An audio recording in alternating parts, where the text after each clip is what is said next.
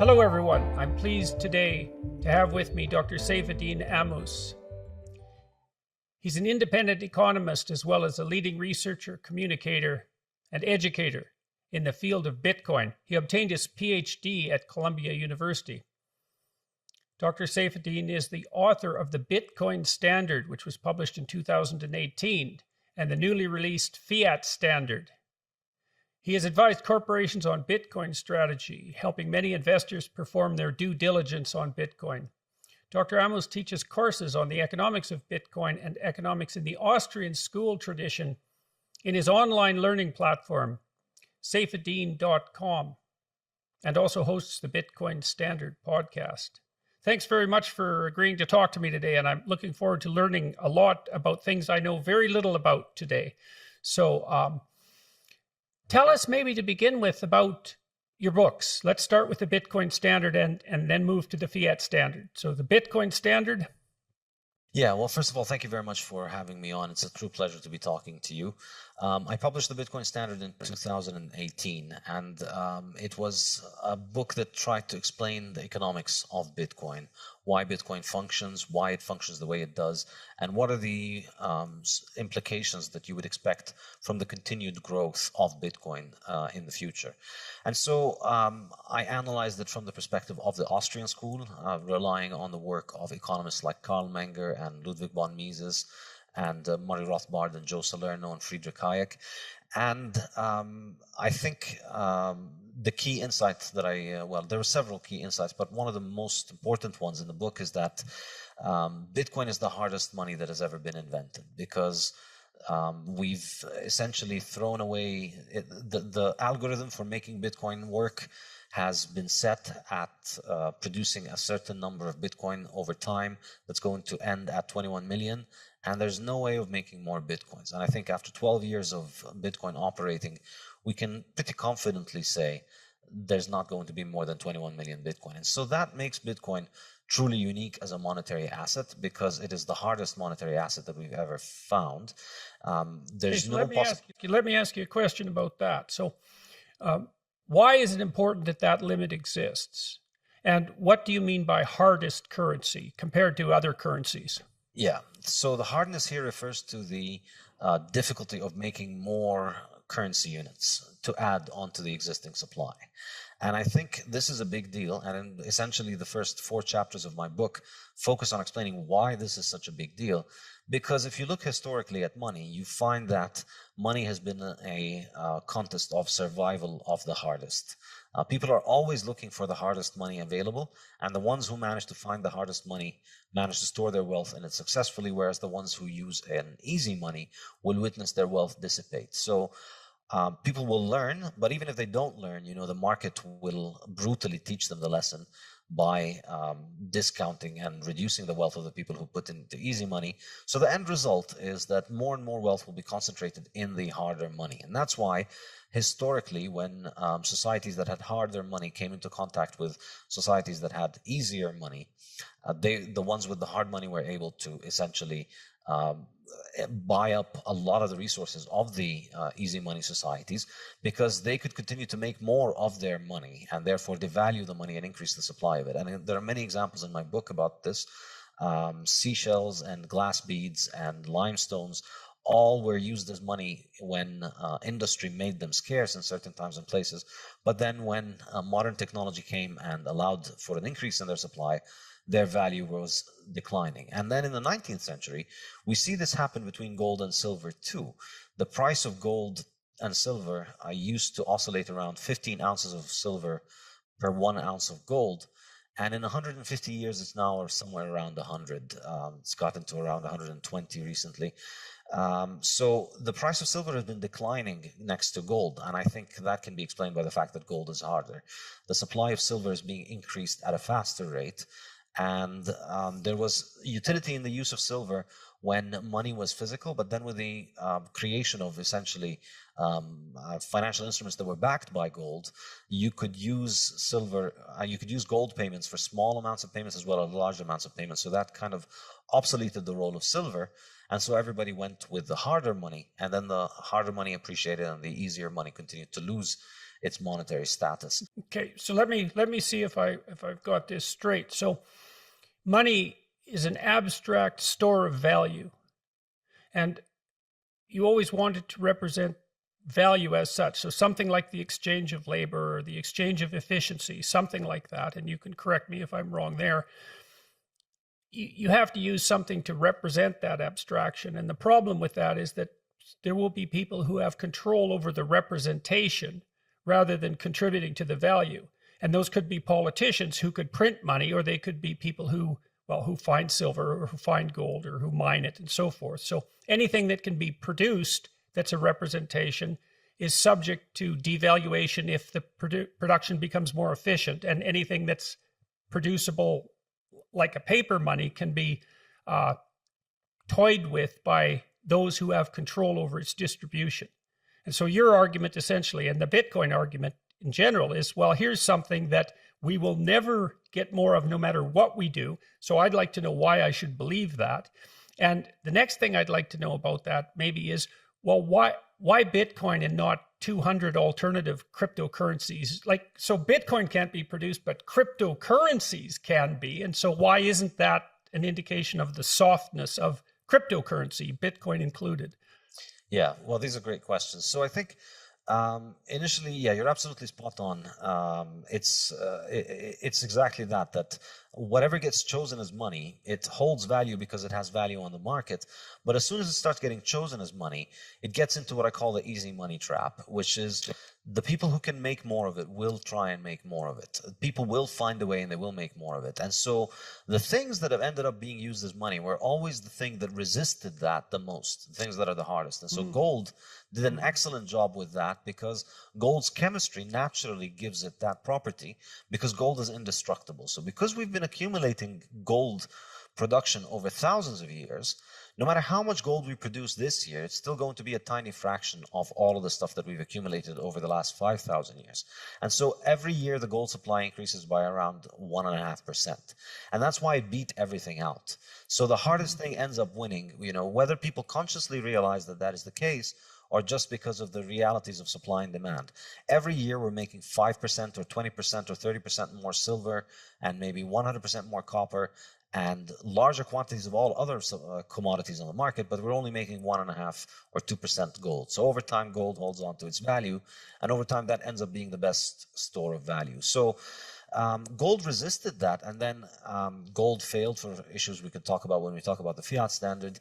But then Bitcoin offers us this a possibility again, which is that nobody can break this algorithm. And I must say, this is really the reasonable skepticism about Bitcoin is that, yeah, well, it's just a line of code and then anybody can change it. It's a line of code, we can change lines of code all the time. Somebody can get under the hood and change the code. And it takes a lot of time to be able to understand why this is not exactly the case. And I try and make that case in my book extensively in the latter chapters of the book. But if I were to summarize it, I would say this. With Bitcoin, what we had was that the person who created the code, he put it out there. He was anonymous. He worked on it for about a year or two, and then he disappeared, and that was it. There was nobody in charge since then. It's now been more than 10 years that he's been disappeared, and there has not been anybody in charge of the project. And what we've only had are users. So Bitcoin only has users. It doesn't have any admins. There's nobody with a master key. And this is kind of the simple way of thinking about it, which is 10 years of this thing operating without anybody being in charge, and with everybody who tried to change the consensus parameters, the most important parameters of the network, everybody who tried to change these ended up basically failing. And Bitcoin has maintained its consensus parameters to the point where you could run it according to the same code that was available in 2009, and you could still make it interoperable with the current chain. And that's something that is unique about Bitcoin, which is that it is the coin that, I like to call it the Immaculate conception. Somebody made these coins. Anybody could have mined the coins from the first day. They announced the currency and they said, I'm going to start running it on this day. And anybody could have joined. And since then, everybody who got Bitcoin at the market price, or because they mined it and expended resources which roughly cost them close to what the market price was. So there are no insiders in Bitcoin. And Bitcoin has operated this way for 12 years now. And this is kind of the sociological explanations for it. Now, to get more technical in terms of the explanations, basically Bitcoin is a distributed network. And so anybody can run the code on their own computer, and the network functions according to the consensus parameters that everybody agrees upon. Okay, so I don't know what those are, the consensus parameters. Can you tell me what those are? What does that mean? Basically, the main and most important rules according to which the network runs from the beginning. And one of them, perhaps the most important one. Constitution. Yes, it's like the Constitution. And perhaps the most important one is the number of coins that are generated. So we have a very strict and clear schedule of how many coins are going to be produced every day, essentially in perpetuity. And if you abide by these consensus rules, then your computer can be in sync with the rest of the network, and you're in consensus with the network, and you can buy and sell coins, and you can transact coins on the network. But if you try and break those consensus parameters, you leave the coin. So the miracle of Bitcoin, in a sense, is that it has managed to maintain these important consensus parameters for 12 years now, and it continues to get increasingly more ossified every day. Bitcoin is the most conservative thing in human history, probably. There's not going to be, it just continues to get harder and harder to change the constitution of Bitcoin, and nobody's been able to do it in 12 years. So that's kind of the superficial or broad picture explanation of those things. But you could also get into the software itself. It's a distributed network, so everybody needs to be in consensus with the network. And then if you end up breaking the rules, if you end up trying to change the rules, which a lot of people have tried to do, all that you will do is that you will end up with another Bitcoin that is out there competing on the market with the original Bitcoin, but you've got a lot less liquidity and you've got a lot less ability to compete. And we've seen many people try and do that. And all that has happened is that their coins have continued to change their consensus parameters, because once you break your duck once, then it just becomes much easier to do it. And they devolved into civil strife between participants on the network. And of course, they lost economic value, and the value of the network is essentially dissipated close to zero.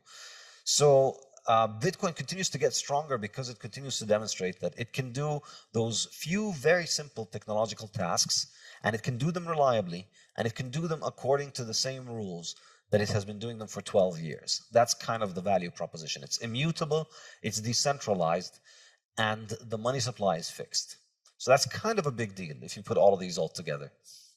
Right. And so it's hard for anyone to make a Bitcoin substitute that can catch up to it, because it's established a kind of primacy given its track history of reliability and its widespread distribution. That's part of the argument for its primacy. Yes, but I think it's more than that. It's not just, Coca-Cola and Pepsi catching up to one another, or McDonald's and Burger King. There is a fundamental issue here, which is that what you would want the most in this kind of digital currency, because after all, this is all numbers and ones and zeros, and programmers can change it.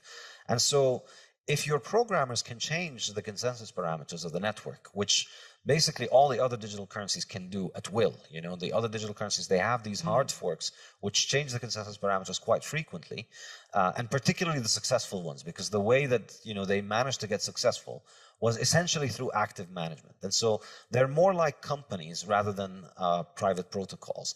And the key thing is, as you said, there is a first mover advantage, but there's also the problem of the Immaculate Conception. If you make a new Bitcoin that's going to start from scratch, you break consensus parameters, or you start by imposing new consensus parameters, you're already not starting with that Immaculate Conception. You're already starting with the idea that there's somebody in charge. And so now it's not 200 coins, there's about 10,000 coins.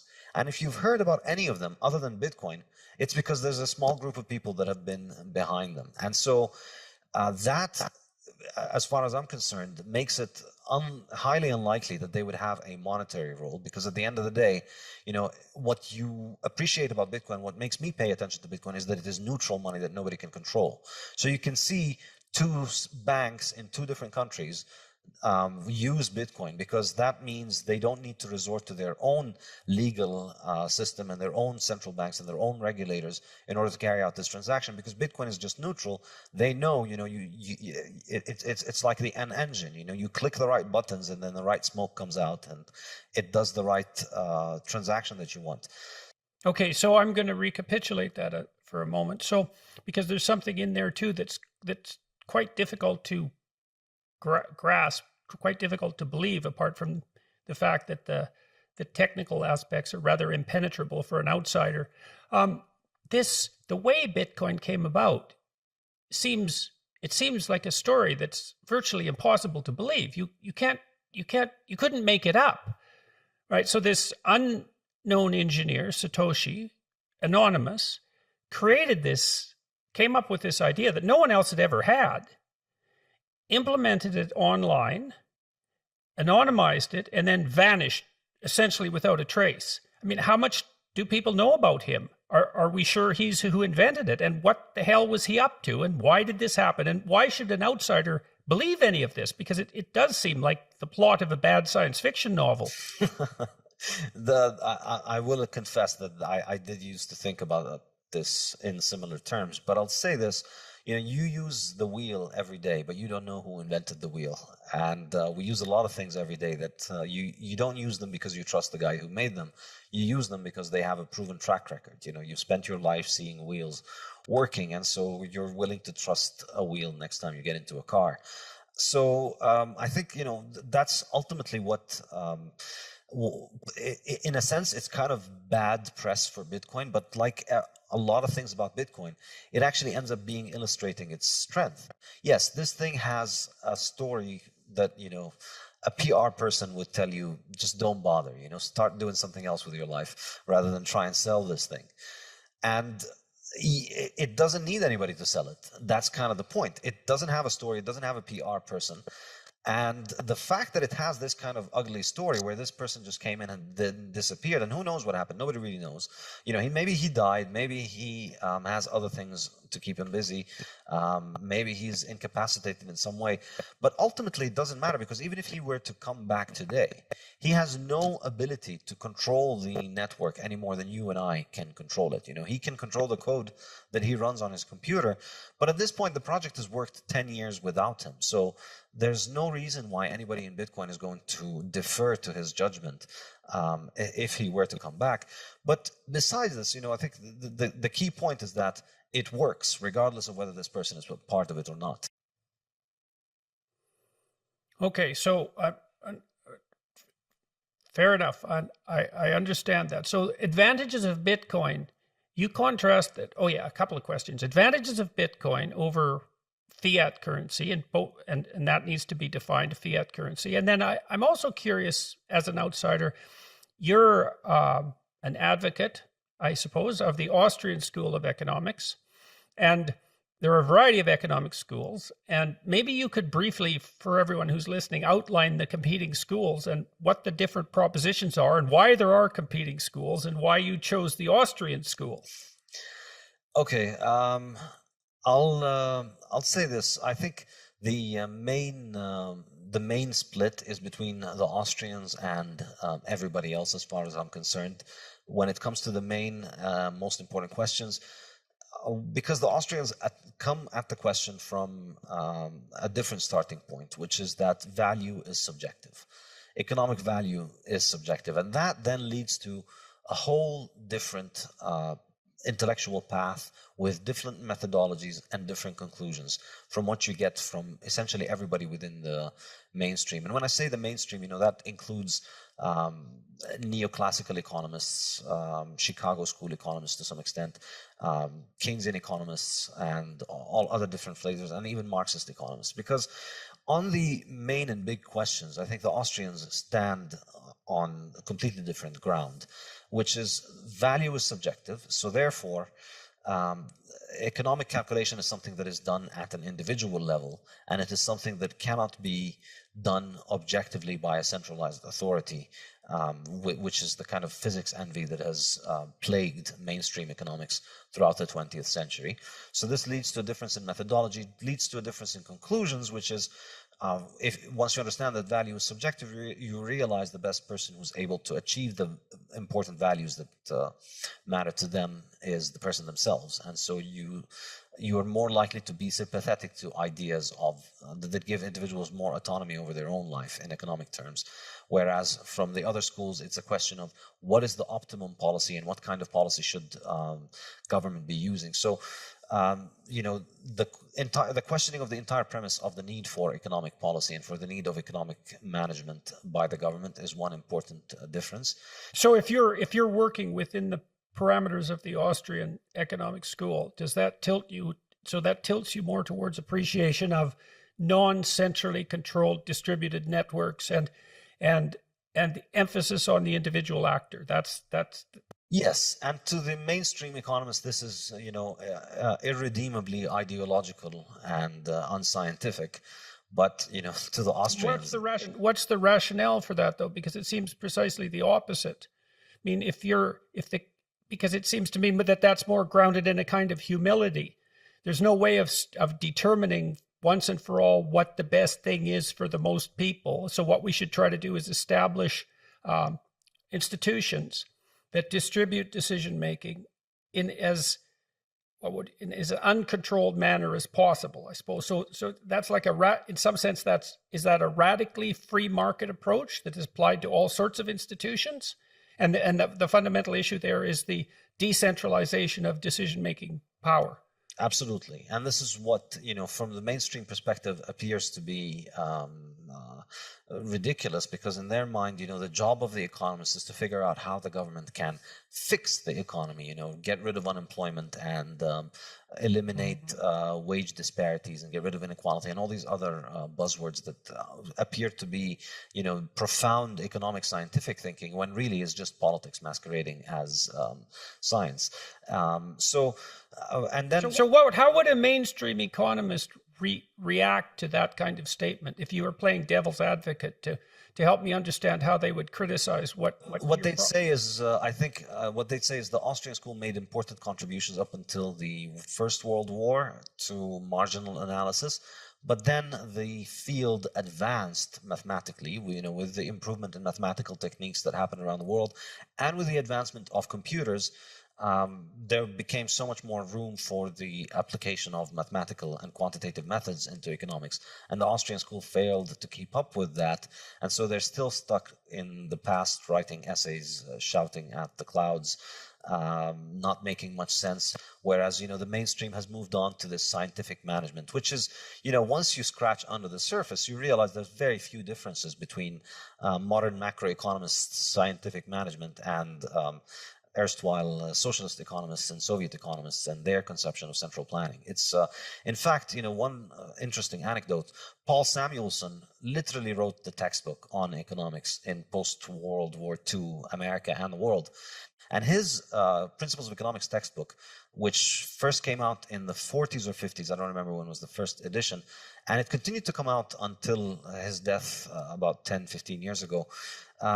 Up until the 1989 edition, the book had continuously, when discussing the Soviet economy, the book had continuously said the Soviet economy will likely outperform the US economy, and it will overtake the US economy within the next few years. And there's a paper that is done that goes through all of these different editions, and as Samuelson continues to move the goalposts. They were supposed to overtake the US in 68, but then by the 65 edition, they're supposed to take the US in 75 now, and then new edition comes along. And I don't remember the exact dates, but they kept on kicking the can down the road while continuously, not challenging the essential idea, which is that central planning of the economy works, and the Soviet Union is going to do a better job than the US. But their defense against central planning of the economy is that it flies in the face of democratic control of society, and we wouldn't want to infringe on people's freedom. So for mainstream economists, the problem with Soviet economic planning was that it necessitated, breaking a few eggs and putting a few million people in gulags. And that's why we don't want it, but it would work and it would give us more GDP. And so this continued to be published in Paul Samuelson's textbooks up until 1989 or 1990 or something like that. Students were studying this in class as the Soviet Union was collapsing. And of course, this is fiat academia, fiat world. The next year, they just take that section out, and they continue to print the textbooks that continue to teach kids in universities around the world today that this is how economics works. And economics is about central planning. Were you trained at Columbia as a classical economist? Yeah, I took the foundational course for economics at Columbia. Yeah. So my PhD was in sustainable development. It wasn't entirely economics, but we took the foundational courses of economics, basically. So why did you become a deviant from that? Let's say, what was your intellectual journey? And I'm very curious about that. So my undergraduate background was in mechanical engineering, of all things. And in my PhD, it was in sustainable development, and we were supposed to study issues of, energy and society and economics, and approach it from a multidisciplinary perspective. So my engineering background and then my new knowledge in economics gave me that kind of what Hayek calls the fatal conceit of, I'm just going to pick a topic in energy economics, in energy and engineering economics, and study it with the big brains of a Columbia PhD, and then figure out what needs to be done, basically. Mm-hmm. And then you can maintain these illusions until you actually start digging into the spreadsheets, and then you start trying to actually mathematically model the complex world outside and put it on a spreadsheet on your computer, and then you start realizing just how absurd these things are. Yeah, well, you'd think if you could do that, then you could put the stock market on a spreadsheet and run your economic wizardry and gather all the money in the world with your capability to model the economic system and predict, and yet no one can do that. Exactly. So, so, and one more comment about that. I mean, I see that danger of that fatal conceit lurking underneath all the discussions of climate change. Does that seem like a reasonable proposition to you? Because it's a justification for central planning, masquerading as, well, we have to save the planet. We know what's wrong with it, and we know how to fix it, and our solutions are going to work, and they're not going to produce unintended consequences. And it's so dire that you need to leave us alone while we do this, and we know better than you do. Exactly. And that's exactly how I essentially went off the reservation, because, the topic of the course, the topic of the PhD and the topic of the program was about how you can use this kind of scientific management to solve these big problems like climate change. And as I was studying, in particular, my PhD was on the topic of biofuels. So, ethanol and biodiesel, which they make from plants, which is just an absolutely insane abomination of humanity. It's insane that people do this. You grow crops, you use up land for a year to grow crops and then to process them and then to turn them into fuel, when you can just get fuel straight out of the earth at much cheaper, much more, and much better quality, that doesn't degrade the car and that doesn't destroy the soil. And as I was studying that, I was, on the one hand, I was struck by the impossible complexity of the question. And then on the other hand, I was noticing the inescapable conclusion that everything that they're trying to do here is just making things worse. In fact, the idea was that we're going to save the earth from climate change by replacing fossil fuels with ethanol and biodiesel. But the reality was that you were chopping down the Amazon and Indonesian palm forests, and to turn them into sterile farming land. The Midwest and the Mississippi Valley over the US was essentially degraded from all of its soil, and then the fertilizer that is just running off from the Mississippi is causing all these enormous damage to the Gulf of Mexico. It's insane how much damage is being done from this attempt to sort of centrally plan things from above. And Hayek has a saying where he says, we used to suffer from problems, we now suffer from solutions.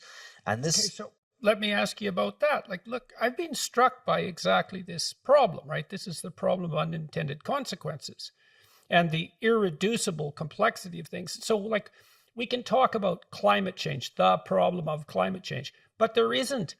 Those words are unbelievably deceiving, because there isn't a problem of climate change. There's 150,000 problems of climate change. And every single one of those is an unbelievably difficult problem. And the solutions to those problems could well exist in terrible contradiction to one another. And so, but you get deluded. You think, well, climate change, well, I can understand that. The climate, that's easy to say. I must be able to conceptualize that. Of course, you can't. And then it hides the fact that it hides this under structure of complexity. Now, you got a glimpse of that, and that instilled in you this resistance to this fatal conceit. It instilled in you some humility. Why doesn't that happen to other people? And why did it happen to you? It's a good question. I don't know. I think, I don't know, different people, they react in different ways. I had an insatiable curiosity to continue to try and understand this question. Whereas what I needed to do was to just sit down and run a bunch of equations on a spreadsheet and say that this is the model. And, as long as the thing was internally consistent, then it gets the pass and then you get the degree. Maybe it was your training as an engineer. Yes, I think actually that is a very good point. Yeah. Yeah, because engineers, they really like, engineers really like to build things that work. Exactly. And you can't hide the fact, you have to trace the whole thing and how it works. And you try and you have to conceptualize it in your brain, and it has to make sense. Think of the Rube Goldberg machine, whatever it is, you have to follow it through, and then you need to figure out where it breaks. And so thinking of trying to approach, something as complex as the global energy market, as an engineer approaches something like an engine, a single engine. Exactly. That's the fatal conceit, because the engine is a product of human design. It's a product of human constructive design. Somebody sat there with a pen and paper or computer program and designed this engine, and then they iterated on it. But things that are societal institutions are the products of human action and not human design. Nobody sat down and designed the global energy market. Everybody out there is helping shape the global energy market every day with their consumption decisions and with their production decisions. And everybody's kind of reacting to everybody else's actions in this kind of global dance that we all do together that ends up, rewarding the better ideas and punishing the worse ideas. And nobody knows how it's going to evolve. That's ultimately, Mises's critique of socialism is primarily about property rights. It's the issue of calculation without property rights. It's impossible for people who don't own resources and who don't have an opportunity cost to the use of resources to accurately and rationally estimate what is the best use of those resources. It has to be real. Mises has a beautiful quote. He says, capital is not play pretend or something along those lines. It's not a game where you can just, let's pretend that this is my capital, I'm going to allocate it. No, it has to be worth what it actually is worth to you individually, so that the decision has the weight. Yes, the full weight of the reward and the full cost. You have to feel it in order to be able to understand the decision. If you don't own it, then you don't understand the cost, and you don't understand, and you can't make that decision. So that's one hand, it's the property rights and calculation critique. And then on the other hand, there's the entrepreneurship critique, which is, even if we manage to, let's say, take over a capitalist functioning society and turn it into socialist society today, it has no possibility for accommodating change. It has no possibility for making change happen, because it has no mechanism for consumers to impose their preferences for quality and quantity of goods that they want on the producers. Right. So there's no way of gathering information about the state of the market. Absolutely. Yep. And about the future. And this is the crucial role of the entrepreneur, because the entrepreneurs plays a central role in Austrian economics, but not in mainstream economics. Because in Austrian economics, the entrepreneur is the one who foresees possibilities, and most entrepreneurs are likely wrong, perhaps maybe most or maybe close to most. They're wrong about what they foresee in the world, but some of them are the ones who build the tomorrow. Right. Well, and there's a Darwinian issue there too, because look, part of the rationale for evolution, for what would you say, for understanding why the idea of evolution is necessarily true in some sense, is exactly the problem of the complexity of the future. It's unpredictable in principle. You're not going to get smart enough to predict it. that's never going to happen. Maybe that would partly be because if you built a machine that was smart enough to predict that the existence of a machine that smart would change the way that the future would manifest itself in a way that that machine couldn't predict. And so the way evolution solves that problem is that it produces, it's like there's one mosquito gives rise to 1,000,000 mosquitoes. But every mosquito doesn't produce a successful 1,000,000 offspring. We'd be like knee deep in mosquitoes in no time. Hardly any of those mosquitoes live. And the ones that live vary a little bit from their parents in some unforeseen direction. And if you get enough of that production of unforeseen variants, then some of those unforeseen variants can match the unforeseeable future. And that's exactly how entrepreneurs work, is most entrepreneurs fail. And then when you look at successful entrepreneurs, you see that most of their ideas failed. And so what you do is overproduce and cull. And that's not the same as logical prediction. Now, there is some role that intelligence plays, right? Because by all things considered, you'd hope that more intelligent entrepreneurs, you would predict that more intelligent entrepreneurs have a higher probability of success than less intelligent entrepreneurs. But it isn't necessarily because they're better able to foresee the future. You know, it might be that they're making better rational decisions of the sort of rational decision that intelligence can make. But so it's very interesting to me that you say that the entrepreneurs, in some sense, their function is to keep the system modifying itself to keep up with the transforming present that we call the future. That's the role of the entrepreneur. And even psychologically, that's the case. They're high in openness, and open people psychologically overproduce ideas. They're fascinated by ideas, and they have high verbal fluency. They have high fluency in the ability to generate images. So for example, someone who's creative, if you say to someone creative, write down as many words as you can that begin with the letter S in 3 minutes. The creative people will on average outperform the uncreative people. That's a consequence of trait openness. And that's a consequence in part of its association with high levels of G, fluid intelligence. So it's just speed in some sense. And there's also the other thing that the creative people do is they'll produce more divergent answers. How many different uses can you think of for a brick? You score that by number of uses generated, but then also by the rarity of the use that's specified. Extra points, so to speak, are given for that. So the way that nature solves the problem of the unpredictability of the future, even within human psychological functioning, is by overproduction and culling, not by rational prediction.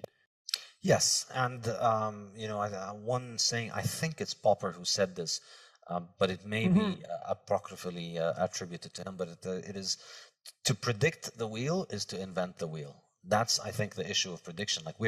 To predict the future is to basically try and predict what the future of knowledge is. And we're at the limit of our knowledge right now. So, the invention of the wheel was a new thing. You had to actually invent it in order to be able to predict it, because you didn't even know that it was possible before before it was invented.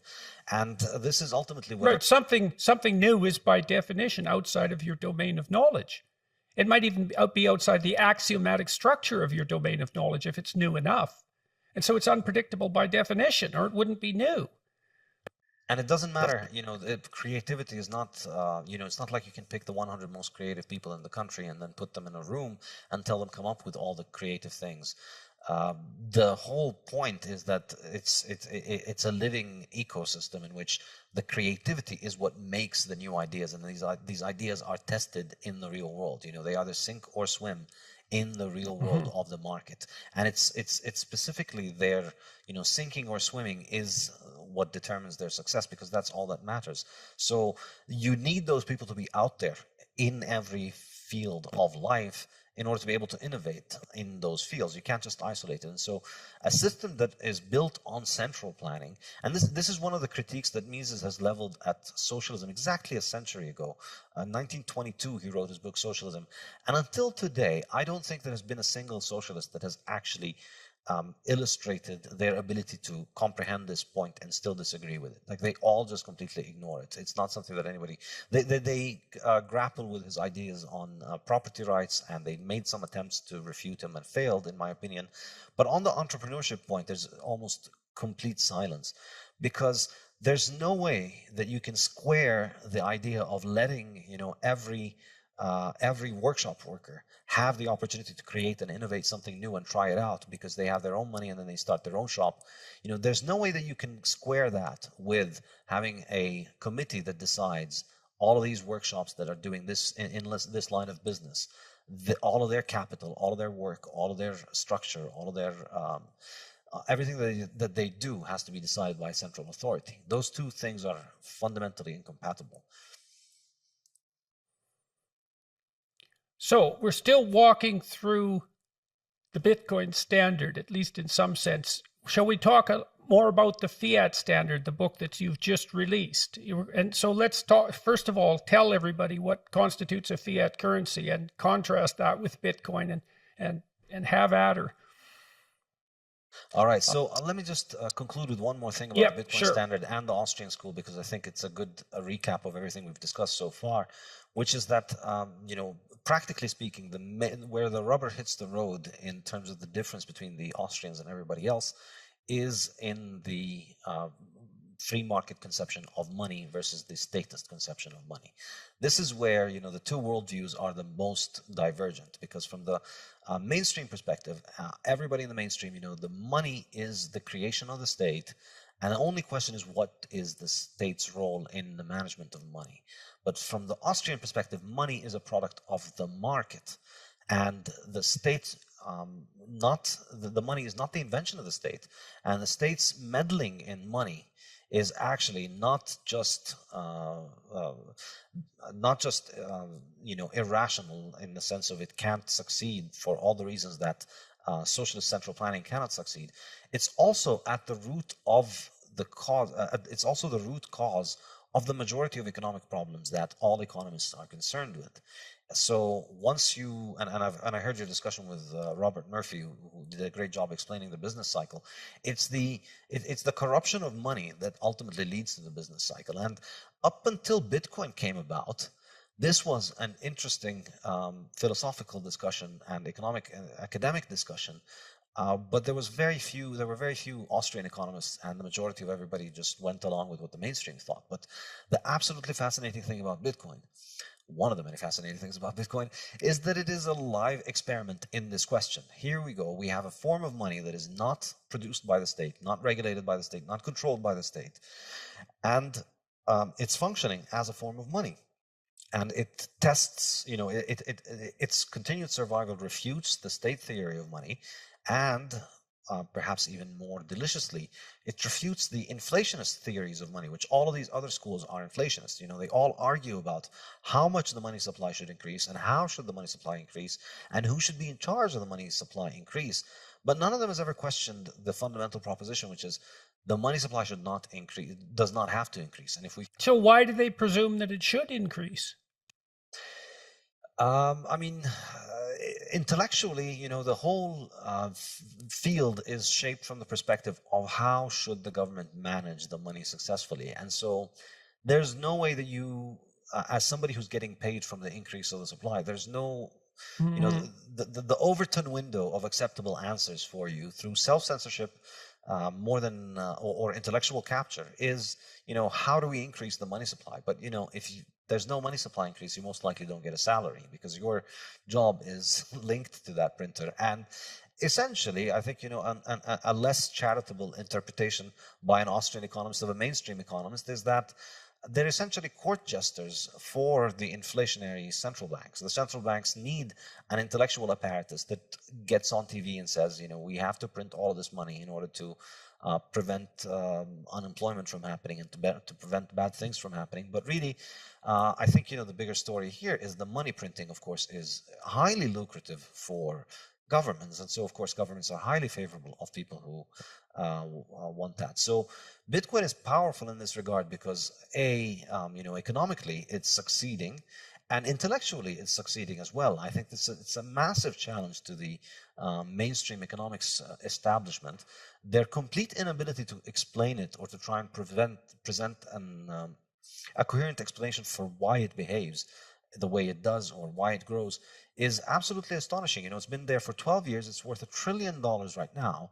And the vast majority of university professors will tell you, oh, it's just a tulip. Somehow they're convinced that the fact that, agricultural product prices went up for a few months in Amsterdam in the 17th century somehow invalidates the fact that we have a form of money that travels internationally and is hard and is completely outside the control of the state. It's argument by soundbite almost. They haven't even given it much thought because there's not much to say. It's argument by dismissive analogy. Yes, which is very common also in the climate change discussion, as you always notice. Yeah, you see, it's not that I spend a lot of time looking at the climate change literature and considering solutions for various reasons. And I can never stop being more afraid of the solutions than the problem. And it's not like I'm not afraid of the problem. It's conceivable that human activity is producing global climate change. And I think the evidence for that seems to be relatively robust, although how economically consequential that will be is subject to tremendous debate because it's prediction out 100 years or 50 years. And like, good luck with that, boys and girls. But the solutions terrify me. So, and in fact, I discussed this in the Fiat Standard. Okay. I use this as an example of how fiat corrupts the planet, basically. So in the Bitcoin Standard, a lot of Bitcoin Standard was about government money, but you could always say more because it's just been so enormously important over the last 100 years. So in the Fiat Standard, I take the same kind of analytical lens that I used in the Bitcoin Standard to look at Bitcoin, which was, when I started writing that book, it was this obscure thing that only a bunch of weirdos on the internet had heard about. And I tried to kind of come at with the same kind of lens at the fiat system and trying to ignore all the hoopla of a century of propaganda and academic work. Yeah, well, sorry, your discussion already has made me aware of all sorts of axioms of my thought that I didn't know I had. So, for example, I basically just accepted, in some sense, on faith, the idea that money is the government's, fundamentally. The money, I know we all have our money and we own it, but it's a state construct. That's why each country has its own currency. And so one of the functions of the government is to deal with money. And the idea that you could abstract that away from the government, any conceivable government, conceivably forever, or at least forever as far as we're concerned, it's hard to wrap my head around how radical an idea that is. I don't know what that would mean if it was actually true. And so, the idea that, the arguments that you've presented that suggest that the notion that that the government has valid control over money, and maybe that should be subject in some sense to the democratic process rather than the market process. It's going to take me a long time to think that through, because that really is it's unbelievably radical proposition. Yes, that's kind of why the Austrians are kind of ostracized and considered outside the pale on this issue. But think about it, no government declared gold as money. Gold emerged as money all over the world independently because of its properties. And then governments had to use gold in their own currencies in order to give their currencies value. If you wanted your picture on a coin and you wanted that coin to circulate and for people to hold it and appreciate it, you had to make that coin out of gold. You couldn't just make coins out of anything and give it to people. And when people tried to do that, hilarity and calamity ensued in every case. We have a long history of what happens when governments debase currency. And, it always happens in the same way. They begin by making sound money. They specify the weight and they make it uniform. But then they almost always, I think, every example in history has ended up with them basically succumbing to the temptation to increase the supply if it was paper money backed by gold, or to what they used to do previously, which is mix in base metals with the precious metals. Wasn't it the case that the ridges on the edges of coins were there because the coins were shaved by slightly? And was that a state function, or were people doing that to coins? I'm sorry, this is just an example of how that solid, uncorruptible currency can be. If you get a gold coin, you can scrape some of the gold off, and if you have enough gold coins, you can make a nice pile of gold dust, and the gold coins still work, but you have the gold. And so there's various ways of doing that. And I read that the ridges on the outside of coins, why do they have them? Do you know, is that the case, or am I just chasing something that's not the case at all? I think I've heard stories like that. Yeah, there's so many stories historically of governments finding creative ways of debasing their currencies. The most common one is, oh no, some people are making fake currency, so give us all of your currency so we can mint it again into a new form so that we can make sure that it's right. And then you get your currency back, and then it has 5% less gold than it used to have. That was kind of the quantitative easing that they did before, and that they take some of that gold for themselves. So that temptation has always been there, and Bitcoin is essentially the most powerful defensive technology against that. It's an enormous quantum leap forward in the technology of money as protection of value. Mm-hmm. Against predation and against inflation, because you don't have to worry about whether the coin has base metal inside it. You can verify everything with Bitcoin, and it's fully auditable. Everybody can see every single transaction, and everybody can verify the rules of the network. So it's the most powerful technology that we have for money, and I think it's a natural fit to anybody who's productive and wants to save their value into the future.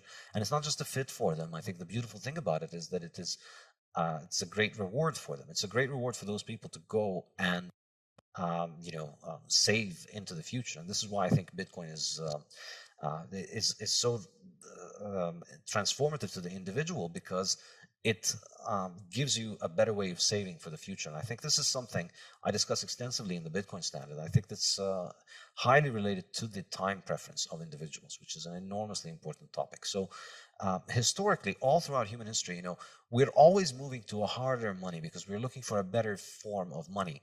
And that culminated by the end of the 19th century with everybody in the world being on the classical gold standard. Basically, the entire planet was on the same currency. One money chosen on the market, very hard to produce, holding on to its value, offering anybody in the world the ability to save for their future, essentially for free. You get paid in the coin, you keep the coin safe, and then 20 years later, that coin is not only held on to its value, it's likely appreciated more, because in those 20 years, we've made more cars, more houses, more apples, more oranges, more everything, but we haven't made a lot more gold. So the gold coins remains valuable. And so historically, you see this has coincided with a decline in interest rates, which from the Austrian perspective is a measure of time preference. Time preference is what determines the interest rate. And time preference is the degree of discounting for the future. So effectively, as long as we're using harder and harder money, we're being able to provide for the future better. And that's reducing our uncertainty of the future. Now you can be fairly confident that the money that you worked for today, that you can save it and it'll be there for you in 5 years' time. Well, you start thinking more about yourself in 5 years' time. And as our technology for money has improved, and as our ability to save has improved, our time horizon has expanded. Our time preference has dropped. We start thinking more and more about the future. That encourages us to save more, to invest more, and then that leads to capital accumulation, which leads to the increase in productivity. And I think the whole world was basically lowering its time preference until the early 20th century. And then in the early 20th century, this is kind of the central argument of the Fiat Standard, by switching to an easy money, where now, in the 20th century, we moved to government money, which has been increasing on average, I calculate, at something like roughly 14% a year globally. So you move from a money supply that's being inflated at 1 or 2% as the average human being in the world. You had that same gold coin. Now you're stuck with your government's local scrip that is inflating at On average, 14%. Some people have witnessed 200% inflation. Okay, so that on average, so you said worldwide, if you just took Western democracies into account, say relatively stable societies with relatively admirable forms of government, what sort of inflation rate are you looking at? Do you know that? Yeah, I've done the numbers in the Fiat Standard. Okay. The lowest averages you'll see are in the US, Switzerland, Denmark, and Sweden, and they're about 6 to 7% per year over the last 50, 60 years. So that's really as good as it gets for Fiat as a kind of average. So you're constantly, at 7%. So you need a return of 6% or 7% just to keep up. Basically, yeah, and 7% is not nothing. 7% means you basically lose half the value stored in 10 years, and that's 7%. That's in the good cases. There are countries that have had an average of 200% because they had years in which the money supply went up tenfold within 1 year, and that has happened. So you think about the examples of people living in hyperinflationary societies, and I used to live in Lebanon until recently, and you see that when the currency collapses, think about the stories about Weimar Germany or about any Latin American country or Lebanon or Zimbabwe. When you hear about their inflation, the stories are of people that have been reduced to very, very, very short-term thinking. Your money, you get paid on the beginning of the month. Your money is going to be worth half of its price by the end of the month. So you get paid and you run straight to the supermarket. I remember I was a kid growing up in Brazil, and I remember that, on the first day of the month, the supermarkets would be overrun and there would be people fighting and things would be crazy because everybody's trying to get things now before everybody else gets their paycheck and buys everything and then bids up the price. So your time horizon is shortened when your money is losing its value. Okay, so let me ask you a question about that then too. So one of the problems that the people who are concerned about the environment and about global warming are trying to solve is they're trying to increase our sense of caring for, let's call it the planet, the environment, right? Global concern. Think globally, act locally. You're supposed to be taking all these other things into account and not consuming like a madman and despoiling the planet. But implicit in your argument, as far as I can tell, is that if you stabilize the currency so it can't be inflated and you make people's time horizon much longer, that they're going to be concerned about a far greater variety of things that are distal from them, like the environment, because they're now able to do that instead of having to fight for short-term emergency survival continually. Exactly. That's it. So the more capital you accumulate, the more you can provide for the future, the more you can secure the present and start thinking about the future. And the more you care about the future then, in some sense, or can care about it. And you think about it like the fisherman who's able to move toward building a fishing boat and a fishing rod. They're able to now rest assured that any day they just need a small amount of time to go out and catch the fish. It's not like the days when they had nothing and they had to try and catch them with their hands every day, and so some days you might not be able to even catch anything. So now your survival is more secure, and so you start thinking more about the future. And money is an incredible technology for that, for lowering our time preference. That's kind of one of my central arguments in the Fiat Standard, that money is the best mechanism we have for moving value to the future, because you could save a fishing boat and you can save something else, but you don't know what's going to happen in the future, and you don't know if you want to move away from where you are. Money itself is enormously important because it's very useful. You save some money, and then it doesn't matter what happens in your town, you take the money and you can go away. So it protects you against the uncertainty of the future. And when that money is compromised, your ability to think of the future is massively compromised as well. And I think, the hyperinflationary examples are an extreme example of that. But I think the 20th century itself was one global slow train wreck of watching humanity's time preference rise as, generation after generation of people all over the world witnessed their currency devalued. Everybody saw it. There isn't a single people in the world that has escaped this. It doesn't matter if you live in Western Europe or Africa or Latin America. Everybody has been screwed by inflation in the 20th century. And everybody has a story in their family about somebody who saved up and worked hard and diligently, and then one day they woke up and all of their money was gone, and all of the wealth that they worked for was gone. Everybody has gone through this, and it leaves a mark. It leaves a mark. It tells you, don't be the sucker who saves for tomorrow, because you missed out on.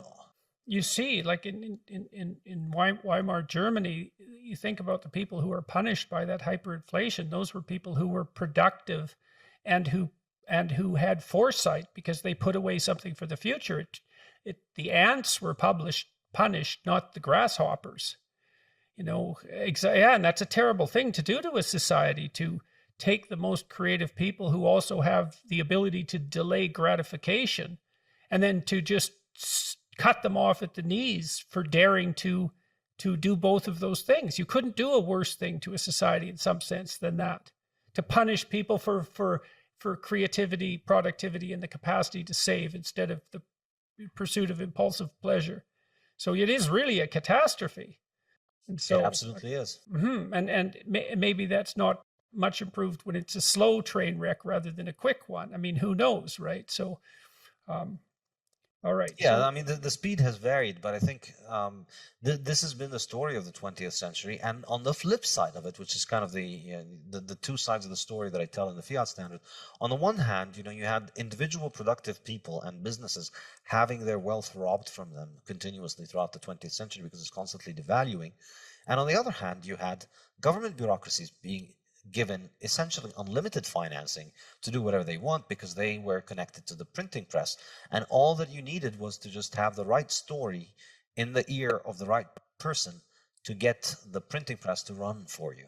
And so, not only are you punishing the most productive people in society and the people that are the best at saving for the future and thinking of the future, you're also essentially rewarding heavily people who are good at playing politics, and people who can, get into government, and people who can use government power, because you are giving those people unlimited power. So naturally, you're going to. Our prime minister managed to get $1 billion into the hands of one of the charities he's associated with. Yes, I've heard of that. Your prime minister has been an excellent lesson in what happens when seemingly idealist people with beautiful sounding cliches get into power and then have that power foisted upon them, and then they see a great opportunity to capitalize on that to their own benefit and to their own aggrandizement. And all the while justifying it by reference to the moral standards they hold that exceed those of everyone else. Absolutely. And then you think about it first. So there's the aspect of the corruption, of the fact that playing politics pays, but then there's the other aspect, which, to go back to the energy discussion and the food discussion, which I discussed in the Fiat Standard. These markets then become heavily regulated and influenced by a government that has an infinite printing press, to the point where they've been made almost dysfunctional at this point. So if you think in terms of energy, we've had, and in both energy and food, the current hysteria that you hear around, oh no, we're going to boil the oceans because we're driving cars, or we're going to boil the ocean because we're eating cows and cows are farting, and 4.5 billion years of Earth was doing fine until the cows started to fart, and now the whole Earth is going to hell. Both of these hysterias, incidentally, have their roots in the inflation of the 1970s. It was when the prices of food and energy rose in the 1970s that all these cranky, kooky ideas about Earth punishing us, and there's not enough resources for us to be able to live, and we need to limit the global population, and we're destroying the Earth. All that stuff started to come about in the 1970s, and it was highly politically conducive at that point. It was likely to be popular because it was providing a very useful alibi to the government when it comes to inflation. The reason we're witnessing massive increases in the price of oil and food has nothing to do with the fact that your currency is being printed and debased. It's because we've reached the natural carrying limits of the Earth, and we're going to boil the oceans, and we're going to destroy the planet. And so, you need to repent by moving away from consuming hydrocarbon energy, oil and gas and coal and all of those things that made our modern world, and the things that are the reason that we have our modern world and modern technology. We can't live without them. They're 80% of energy consumption around the globe, and that's not declining in any meaningful sense anytime soon, unless we want to go back to pre-industrial societies.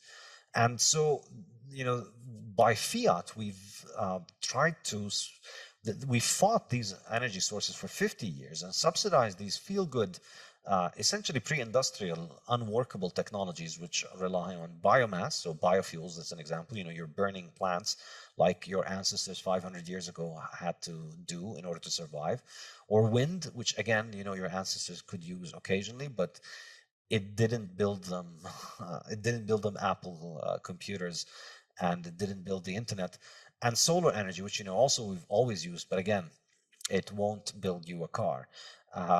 In order to have all of these modern conveniences that we have, we need those energies. And people in the fiat world are completely dissociated from this reality. They almost want to overrule thermodynamics by fiat. That we want to have the same cars, better cars, but we don't want them to run on fuels.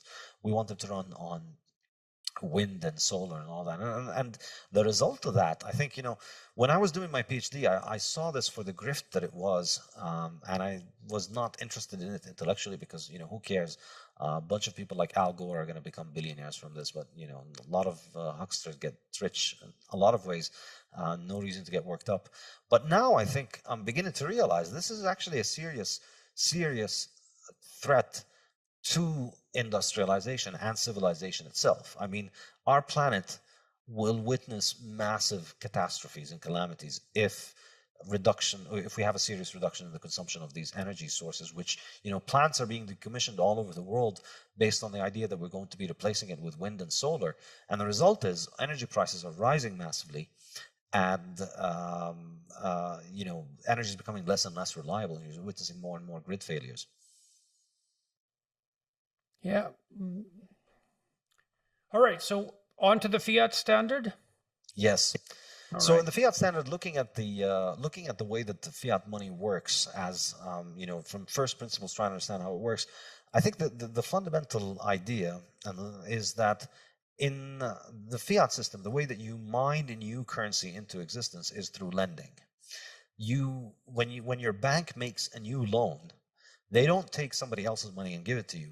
They make new money, essentially, out of thin air, and they hand it to you, and they put it in your bank account. So this, I think, is a very key insight. So in Bitcoin, walk through that so everyone understands exactly what the banks are doing, because that is not something that people know or understand.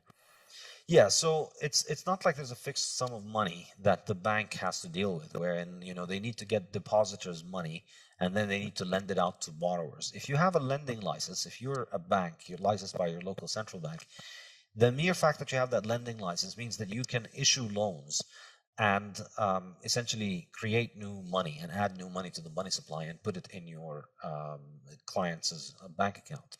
So now, obviously, they can't just do this limitlessly. There are regulations and rules by the central bank that determine how much lending is done. And so what are the rules approximately? Well, the rules is, the person who borrows has to have good credit history and good credit standing and a good reason for why they want to borrow it. But obviously, these things are getting less and less strict over time as monetary expansion picks up and political pressure for more and more monetary expansion increases. These criteria. You saw that with the housing crash. Yeah, housing is one example, but I think perhaps the even bigger example is the financial industry, which is constantly receiving enormous amounts of new credit from the central bank directly in the form of quantitative easing. That's a huge one. So in Bitcoin, we have Bitcoin mining, which is an extremely sophisticated industry. In order to produce new Bitcoins, we have about 6.25 Bitcoins produced every 10 minutes. And in order to produce these, people expend a lot of resources in order to be able to make them. Roughly, the cost of making a Bitcoin fluctuates around the market price of Bitcoin, but both vary, but it's roughly around it. With gold, the same is true as well. It's costly and expensive to find new gold. You have to dig and you have to process it, and it's very. Okay, so why bother mining it, and why not just cap Bitcoin where it is now? Why bother producing more? Why is that built into the system? Why 21 million and not just where we are now? Well, 21 million is as good as any number. It could have been 500 trillion, it could have been 5, it could have been anything. Any number is good enough as long as it's divisible. And that's kind of the key insight from the Austrians that made me specifically very interested in Bitcoin. The Austrians were the only one who said, yeah, the quantity of money doesn't matter. You could run any economy on any size of the money. And then as the economy grows, the value of the money increases. And that's a great thing. That's the golden period. That's the golden age of the West. So it's sort of an illusion in some sense, the cap, because, well, there's 21 million Bitcoin, let's say, but they could be worth anywhere from like $2 to $1 million each. And because it's fractionable, right? So there is no, in that sense, there's no limit to how much money there is, even though there's a limit to how many tokens there are. Exactly. There's no limit to the value that the network can carry, but there's a limit to the tokens that represent that value. So you don't corrupt the tokens of the system in order to make more tokens in order to enrich the insiders. You just keep packing more value into it. Into the tokens. Okay, so why was it allowed to be mined at all then? So that the distribution of the coins would be a fair distribution, so that anybody could enter into the network and secure coins. Because if you just made the first 21 million, who owns them in the first day? Who's going to be owning the 21 million? How are you going to distribute them? This is not an easy question, and I think most people wouldn't have thought something like Bitcoin to be possible had it not because of this issue. How are you going to start off an upstart currency and give everybody in the world a new balance? So it was to get it going. Exactly. It's it's kind of like just for the first 130 years of Bitcoin's history, we're going to need to have mining, but then Bitcoin operates without any more mining. Right. So you need some gold for gold to work, and so you need to have a mechanism for mining the gold, and so this is some mechanism for producing Bitcoin, so that there are some Bitcoins so it can work. And they're distributed across the people who have done the mining. And so you already have a bit of an economy there because all those people are vested in it. And it's completely open and perfectly competitive. Anybody in the world can mine. Anybody can bring their computer onto the network and mine and, benefit from the mining. And it rewards only the most successful miners. It rewards only the most economic miners because it has this thing called the difficulty adjustment, which is my favorite part of Bitcoin. It's really the magic glue that holds Bitcoin together, and I discuss it in the Bitcoin Standard and in the Fiat Standard. What happens is that if more miners try and mine copper or gold or silver, you end up with a lot more copper or gold or silver. But with Bitcoin, the more miners that get into the network, you still get the same number of Bitcoin as was predetermined earlier. But the difference is that you don't get, but it just gets harder for the individual miners to get into the network. So it's more like a sports competition wherein there's one trophy, and then the more competitors get in, the trophy just gets harder to win. It doesn't get, you don't get more trophies handed out. So how in the world did Satoshi figure this out? How did he? I don't understand how he could conceptualize this. It just doesn't make sense to me. It's an incredible work of genius when you think about just the amount of expertise that he had to have in different fields of knowledge to bring this monster together is absolutely astounding. Yeah, well, just the conceptualization to begin with, let alone the implementation, the engineering implementation. To be fair, I mean, it wasn't like he invented this problem. It's a problem that had been around for many decades. People had been trying to build a digital form of money for decades. Since the 1970s and 80s and 90s, there have been attempts to do something like this. And the different attempts to produce something like this always came up against a technical problem called the Byzantine generals problem. And then Satoshi figured out a solution to it through the proof of work system, which is absolutely astounding. So tell me about that. That sounds, if we can do that without deviating too much. So what is that problem and how did he solve it? Well, the problem is essentially about how to get all the different nodes on the network to agree on the same version of what's going to happen together? How do they all agree without having a central command authority? That's really the issue. And why was that the Byzantine generals' problem? Ashamed to say it, but I'm not very much up on my history. I'm not sure where the history of the term comes from. Okay. Well, I won't torture you with that then. But he solved the problem of consensus verification without a central authority. Exactly. And the way to do it was to have this expensive ritual called proof of work being performed before any of the members of the network proposes a block of transactions to be added onto the record of transactions. So Bitcoin is, it's a record of transactions that exists over tens of thousands of computers. And the issue is how do you make sure that people don't put in fake transactions in this record? Well, the way he did it was that anybody anywhere in the world could come in and propose new transactions. But in order to have your transactions added, you must first solve this problem, this mathematical problem, the proof of work mathematical problem.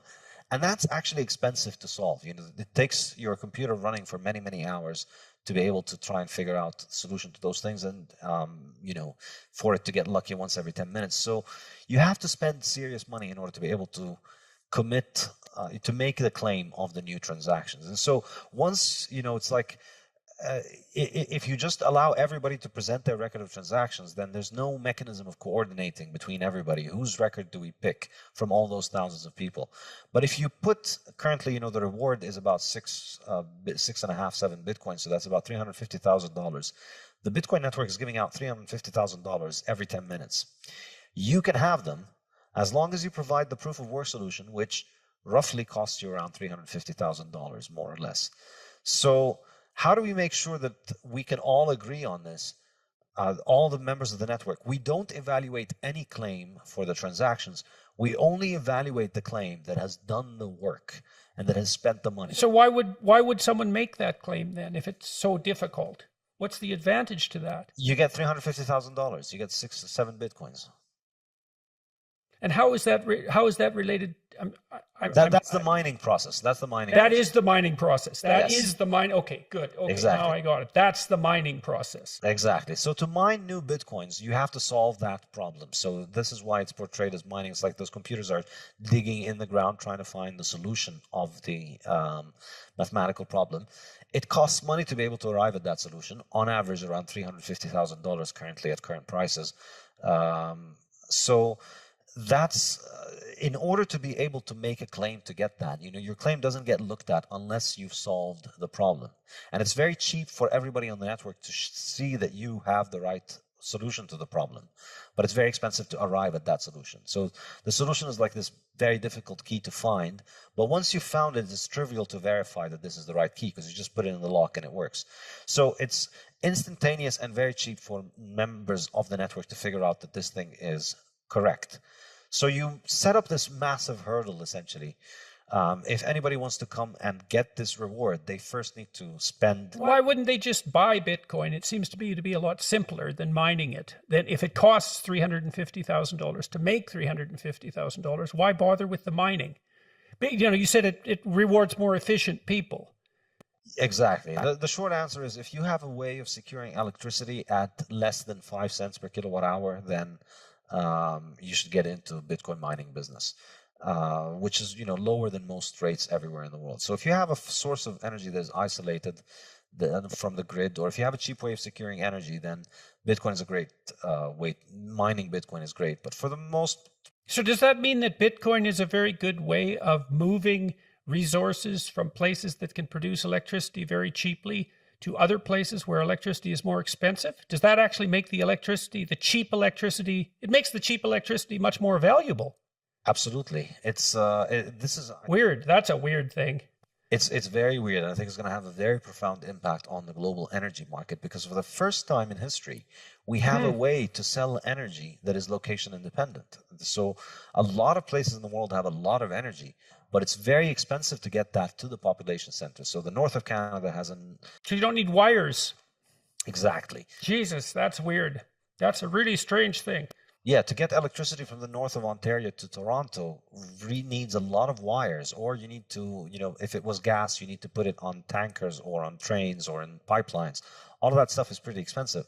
But with Bitcoin, you just need an internet connection. You take the Bitcoin miners to where that energy is, and then you can monetize that energy and turn it into Bitcoin. It's magic. So what's the net effect of that on the price of electricity worldwide? Is that deflationary with regards to electricity cost? I think so. I think this is a point that I make in the Fiat Standard, which is that we've had Fiat subsidize all these dysfunctional forms of energy over the last 50 years that have led to the grid becoming unreliable. And we have Bitcoin, like the vigilante savior that it is, coming in and providing a global subsidy for anybody who can make electricity at a cheap rate to monetize that. And I think, well, not only at a global subsidy, but so interesting, because not only you could go to where the energy is cheap with virtual certainty that you're going to make more and more money as the value of the Bitcoin increases by investing there, assuming that the value of Bitcoin is going to continually increase, which is a logical presupposition if it's as stable as is claimed, and it's finite in the way that you're describing, and increasingly widely accepted by vast numbers of people. So it's also an investment that's likely to increase in value over time rather than decrease. So it takes some of the uncertainty out of investing in cheap electricity generating processes that are geographically isolated. I just can't believe that's true. It's amazing that I think I must be misunderstanding, because it seems like you can move the value of the electricity magically without any of the problems of transportation. yes, exactly. Wow, that's really something. Okay. And in terms of, think about it in terms of independence, I think the implications are pretty good, because if you have an energy source, it becomes far more sustainable to be able to exploit that energy source if you have a steady way of monetizing it. So I think it can help people get off the grid. It can help people become more independent. You have your own energy sources, and you have your own a monetary system that you use to trade with the rest of the world. And you don't need much of the control of the grid on you, which is getting more and more suffocating every day. Yes, and as this idea that we're despoiling the planet, and our technical activities, our industrial activities, our high standard of living, all that's immoral because we're doing immeasurable long-term harm to this pristine biosphere. Like that, you can just feel the moral pressure growing there, just intensely. And Yeah, and I think it's completely ridiculous, because every action has a cost. And this is the thing about it. You learn from economics. Everything has a cost. Everything has an opportunity cost. And people like to present this idea as if there's an evil cabal of oil producers that are out there forcing our governments to make our lives dependent on these oils. And what we need to do is to just have the political will to transition to these more advanced forms of energy that are going to save the planet. And it's just completely ridiculous. Well, people don't understand. Like, people don't understand things as simple as the fact that there's a finite amount of solar energy that falls on a square yard of territory. That at that basic level of physics, it's just, well, the sun is an inexhaustible source of energy. It's like, well, that's true, but practically speaking, that's not exactly the issue. Exactly, because what you need is the power. What you want is to convert that high quantity of energy into high power, which is a lot of energy over a small, short period of time. And to do that, this is really understanding that what humans look for is not energy, because energy is everywhere. There's sun and there's wind and all of that stuff. But being able to channel that in order to use it in high power applications, that's what makes everything that we value possible. That's what makes surviving the winter a breeze for the vast majority of us. And this is why we have our modern life. This is why we have transportation, is because we have high power. And the way that we've managed to secure high power, the way that we've built our world, is modern hydrocarbons. And so the thing that people who are afraid of carbon dioxide need to present is, they need to make the case that stopping hydrocarbons is going to have such a noticeable effect on the climate that it outweighs the benefits of taking humanity back to the 1500s. They're not going to do that, because, like, you look at how this works out, is that we're trying to calculate the economic consequences of climate change and the economic consequences of our interventions over this has to do with the time preference over, say, 50 to 100 years. but the errors in your measurements and your predictions grow and grow and grow as you move out decades into the future. It's that those justifications will never be forthcoming. They're technically impossible. And so it does go down to basic principles. It's like, do you believe this is a problem that can be solved by intelligent, well-meaning people who are doing central planning? And I've toyed with those ideas. I worked on UN committees that are devoted to what are the UN Millennium Goals. And I looked at how that central planning was done. And that's an interesting story in and of itself, because it isn't even cabals of experts. Like, so this committee I was on was composed of ex-presidents and prime ministers and people like that from all over the world. And so you think, well, they have some political and economic expertise. They're putting together the new vision of the UN for the new millennium, let's say. But those aren't the people who are actually making the decisions, because they're completely occupied. They already have lives that are absolutely full. So then the decision-making power falls down the bureaucracy until it lands on the shoulders of someone who has spare time for one reason or another. And they make the decisions in the name of that person. And then all those decisions are aggregated, and there isn't anybody who's in some sense taking central responsibility for that. So the document that I worked on to begin with looked like it was written by people who were stuck in the 1980s. It was all Cold War ideology, essentially, the Northern Hemisphere against the Southern Hemisphere. And so we just stripped all that out. We just took it out. And the reason we were able to get away with that was that we rewrote it. And no one else wanted to rewrite our rewrite. And so it just stuck. And then there was these 200 millennial goals, essentially. And I looked at that and I thought, well, why those goals? And the answer was, well, there was constituencies of interest for each of those goals. And then I thought, well, we need to rank order these, because there's no bloody way we're going to do all 200. And there was no rank ordering. And the reason for that was it would upset all the constituencies. And I thought, well, you get this weird aggregation of things we need to do. And then the impossibility of rank ordering them means you don't have a priority. Like, what's the most important and how do you decide that? Well, that problem just wasn't addressed at all. And so it was an object lesson in how these sorts of things work. It was central planning, but it was so dysfunctional in some way. It's not like, it's partly because there wasn't anyone in the world who had enough intelligence, enough knowledge to make those sorts of decisions. No one exists like that. I'm going to stop with that, but yeah, I think the ultimate issue, I think, in these things, I'd go back to Mises' point, which is that none of these people is making calculations with opportunity cost. That's the great thing about the fiat world, is that everybody has essentially a fake fiat job wherein they get paid regardless of actual results. In the fiat world, results are optional, because your money doesn't come from the customer for many of those people. Their money comes from the money printer, from up above. So it's not about how you serve the customer. It's about whether you do the things that the people providing the funding. Right. So it's dissociated from the actual environment, because the consumer is the actual environment. The consumer is an actual living being. And if you're serving the consumer, then you have nature there as your witness and your judge. And then there can be all sorts of intermediaries between that, which is what you're discussing. And then that moves the producer away from feedback from the consumer. And it corrupts the signal. It corrupts the information signal. Okay. Precisely. And that's kind of the other central point in the fiat standard. So on the one hand, you're robbing people of the purchasing power. On the other hand, you're putting the decisions about people's lives in the hands of people who essentially face no opportunity cost. And they have these jobs regardless of whether they perform them, because they're linked to this magic printer that continues to finance them. So they don't lose their job, and they always can continue to do whatever it is that they're doing, and facing no accountability. And the impact across life, I think, is enormous.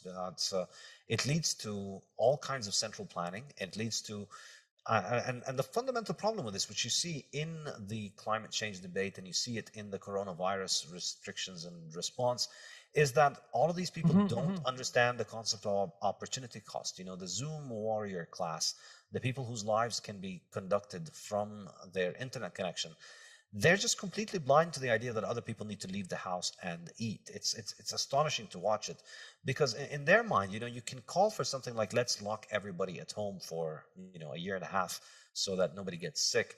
Um, you don't. except for being locked at home. Yeah, well, of course, if you don't think about, if you don't think about the downsides of thing, then it's a brilliant idea. Everything is great if you just ignore the downsides. And that's essentially what governments can afford to do because they don't have the market's discipline to essentially correct them. And that's what Bitcoin brings. Well, the discipline is exactly, the lack of discipline is exactly, so we could depersonalize this to some degree and think about it as a technical problem, right? Is that as you stack up intermediaries between the producer and the consumer, because the signal is degraded, the responses aren't going to be accurate reflections of what's necessary in the environment. And that's sort of ideologically agnostic. What you derive from that is you want to set up systems where those intermediaries don't exist, because then the signal isn't corrupted and we can act properly in concert with the dictates of the genuine environment. Yes, exactly. And in fact, I begin the second section of my Fiat Standard books called Fiat Life. It begins with this idea that all living things face this natural order of the world in which they need to produce more than they consume in order to survive. There's just every cell, every animal, every plant needs to do this. They're constantly working. Or they die. Or they die, exactly. And the only exception to this is essentially the fiat human. Because they don't need to produce, because they can just live off the money printing that comes from them from above. And so I think we've had an enormous section of the population that is not used to the concept of productive work. It's destroyed the concept of the moral imperative of work as service to others when you take away the fact that work is also the only way to eat. When work becomes optional, it becomes much easier to philosophize it away and philosophize duty and responsibility away. And that's, I think, what fiat does. And you combine that with the fact that it raises time preference because it discourages provision for the future and it discourages people to think a lot of the future. And you can see that a lot of the problems, a lot of the pathologies of the 20th century, I think, have their root in highly inflationary fiat currency. A couple of objections to Bitcoin, let's say. It's not easily usable. Like, I can't just go to the store and buy something with Bitcoin. It's not easy. And I don't see that improving very radically. Now, maybe it's a store of value and there will be systems built on top of it that make those sorts of transactions possible.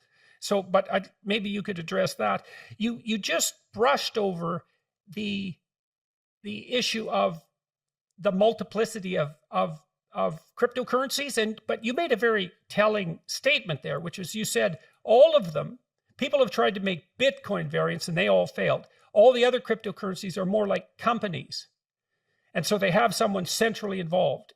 And so why are people like Elon Musk, for example, interested in coins like it's the Dogecoin? Is that do only good everyday coin? Is that it? And it was sort of a parody coin to begin with, as far as my limited understanding enables me to. So Bitcoin isn't that usable. That's a problem.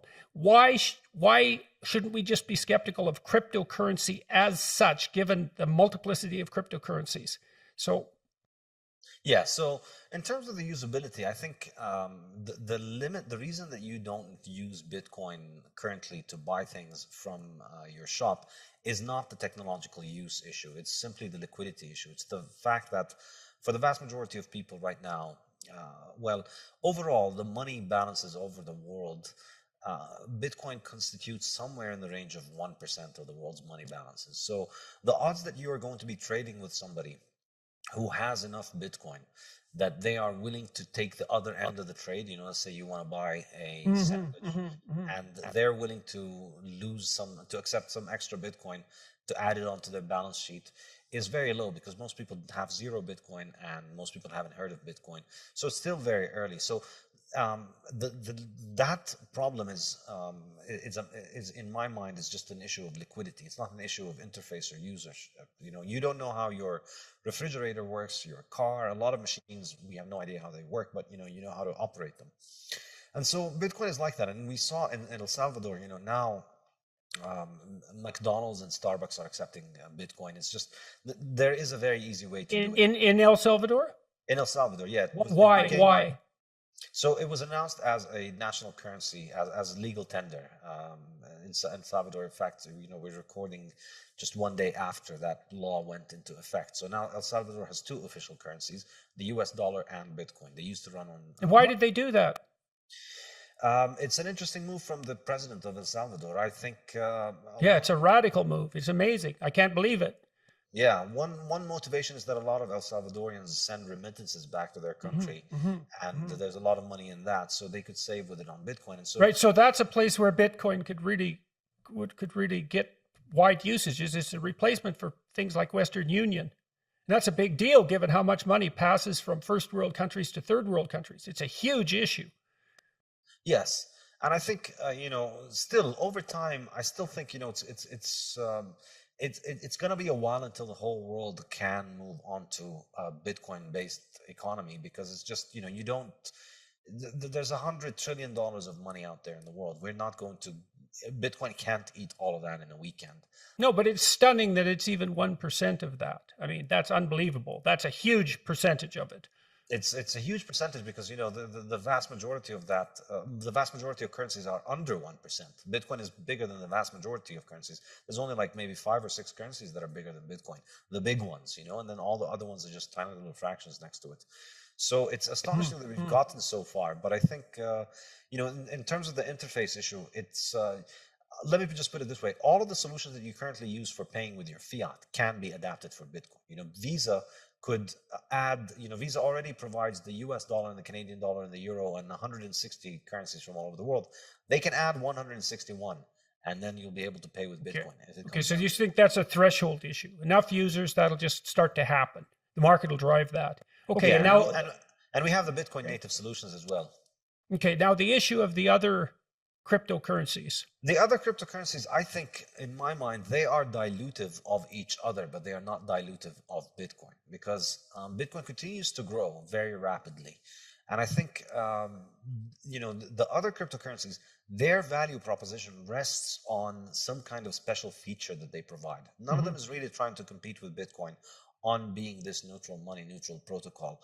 None of them can claim in any kind of serious sense to be doing that. So, okay, so let me ask you about that. So does that mean that Bitcoin is addressing the issue of the store of value, the long-term permanent store of value, decentralized, in the most philosophically profound possible manner, in some sense? These other cryptocurrencies, they have other features, but that's not the problem they're essentially trying to address.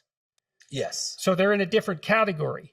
Yeah, all the currencies that try to market themselves as a competitor to Bitcoin in this field have sunk without a trace.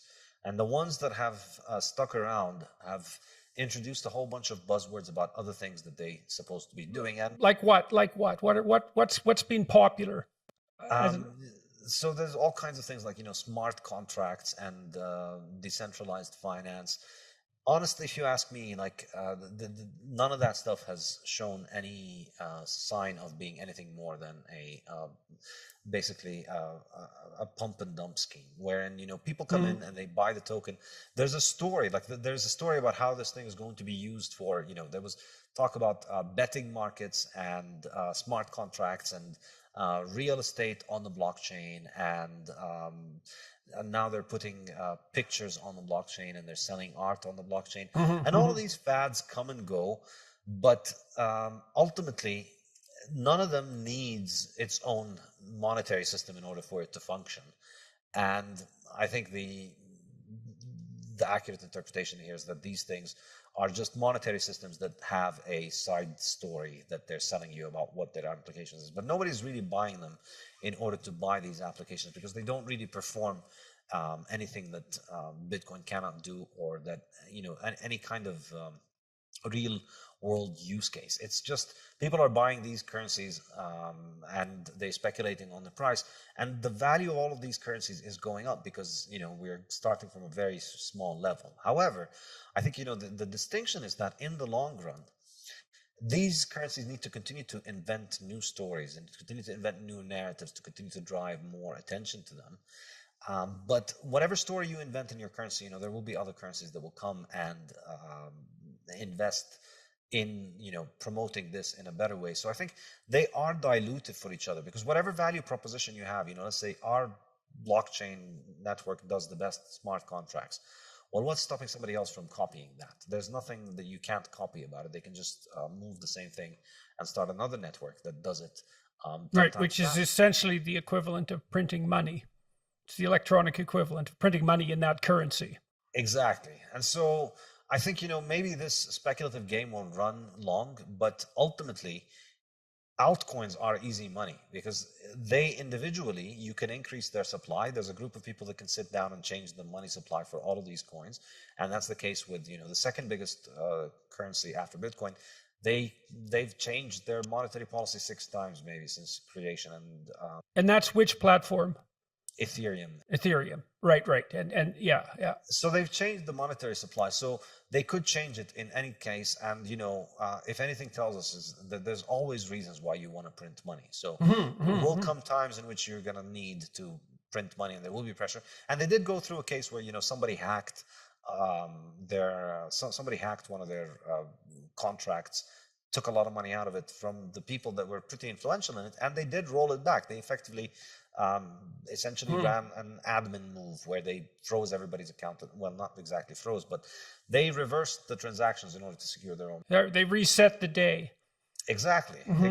So that's the best competitor when it comes to Bitcoin. So none of them can really establish the scarcity. So for me, in the long run, I would not recommend. I don't feel comfortable recommending any of this. Of course, you could make money in the short run. There's a lot of fluctuation, but in the long run, these things continue to make more, and the supply continues to increase. And you need a base of people that continue to hold them for the long run in order for the value to stay in them. And I don't see any compelling narrative for people to want to store serious value in these currencies in the long run. And I don't see that they could trust it because of the fact that it can be increased. And I think it individually can be increased, but collectively, all of them, you're constantly making new currencies that trading on this novelty. So the market for novelty, the demand for novelty, even if it's larger than the demand for the store of value of Bitcoin, is getting dissipated at all of the extra inflation of all these novelty coins that are being added every year. And, I don't pay much attention to this world because in my mind, I've paid enough attention and seen the patterns, which is that it's, these stories are generally there to sell the story of the currency that exists there. But I think Bitcoin is really all you need. Bitcoin is the one that I can trust will be there in 10 years, in 15 and 20 and 50. Okay. So let me ask you about one more thing. I want you to talk about your online learning platform and why you built that, why you're doing that, what you think the implications are, what you offer people, what that means for the future of education, let's say, why you aren't in the traditional university system. I know that's a lot, but I do really want to hear what you have to say about it. I was in the traditional university system, but the internet changes everything. And toward the time when I started learning about Bitcoin, it really changed the way that I think about the world and gave me an understanding of the power of technology and the power of innovation and the power of the internet. And I started realizing just the limitation of the physical university model, which is you're stuck in a small classroom with students. Many of them are there just because they want the credentials, not for the actual learning. And the economics of it are not very good because, the students pay a lot of money and the professors don't get paid a lot of money. And then a lot of money gets lost in the middle in the gigantic bureaucracy. Which expands way faster than the faculty and continually undermines the power of the faculty with the faculty's own, they're concentrating on the research and they're politically naive and their power gets inflated away to a tremendous degree every year. I've warned my colleagues about this sort of thing continually when I was a faculty member, and they never paid attention. I said, you just have no idea what you're giving away. And well, okay. So, and I've had the same experience as you, I think. I mean, I've had a lot of health problems recently, but I was thinking about going back to the university. I've resigned from the University of Toronto. My original position, I'm a professor emeritus now, but I thought, if I'm well enough to go back to the university and teach, I'm well enough to teach on the net. And if I teach on the net, I can talk to people like you every day. I never have to teach the same course twice. I can learn while I'm teaching, and I can teach to like 500,000 to 1 million people continually. So why in the world, with no administrative overhead whatsoever, direct to consumer? Exactly.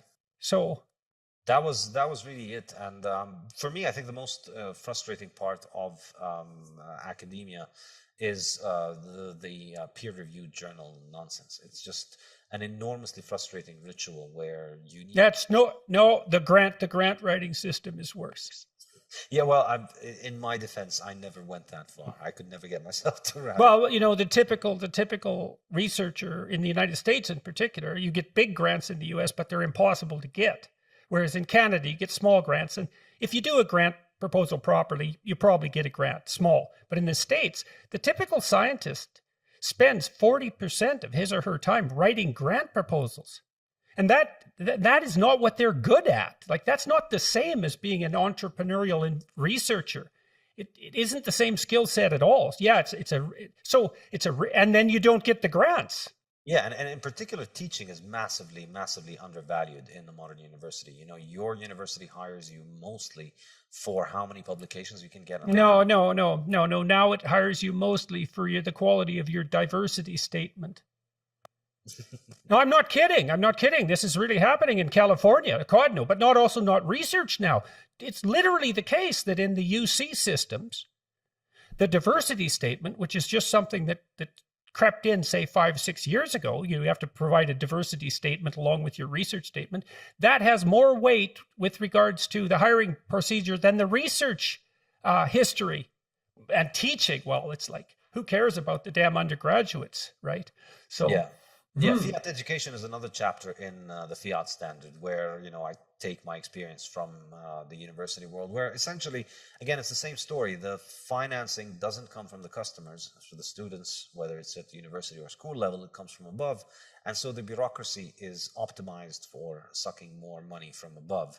And it essentially uses the students as the props to do that. In fact, universities get a lot of money, a lot more money from governments, directly or indirectly. Governments subsidize the loans for the students, so even student money is effectively government money. And so they're optimized and focusing on kissing the hand that feeds them, and that's why the university is becoming so politicized. It's also part of Fiat disease.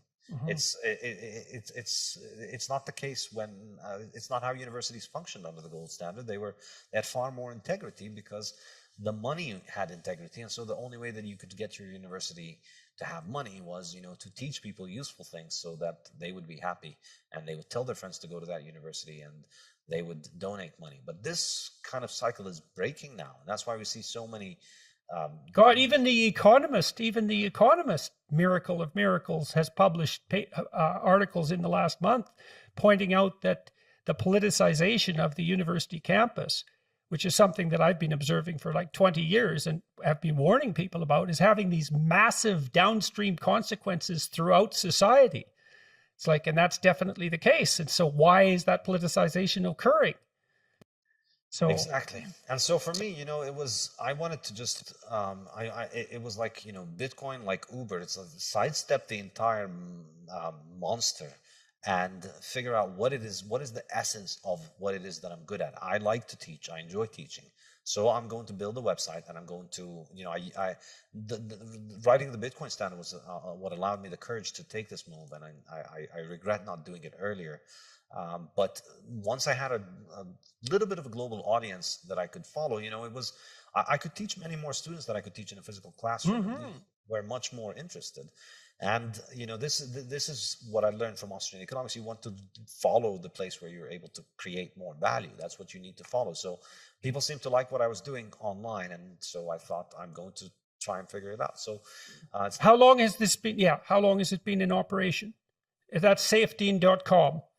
Saifedean.com, yeah, it's 2 years now. I've had it running for, just turned 2 years a couple of weeks ago. I didn't make a big deal. Well, congratulations. So tell me, like, what size audience are you serving? How is it growing? What have you learned?